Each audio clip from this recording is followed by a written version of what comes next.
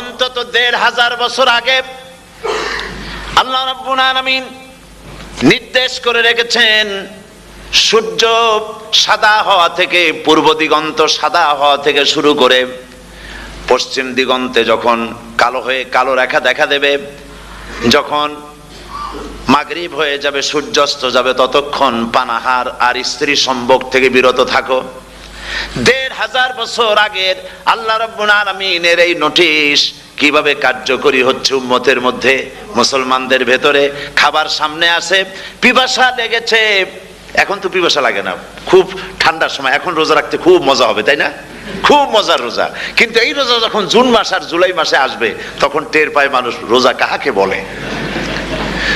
প্রচন্ড পিপাসা, সামনে সব খাবার পড়ে আছে, একটা খাবারের দিকে রোজাদারের হাত যায় না, ঘড়ির দিকে তাকায় আর চুপ করে বসে বসে আল্লাহর জিকির করতে থাকে। আল্লাহ কয়, ফেরেশতারা দেখ, এই বান্দা বানাইতে নিষেধ করছিলি, সুবহানাল্লাহ।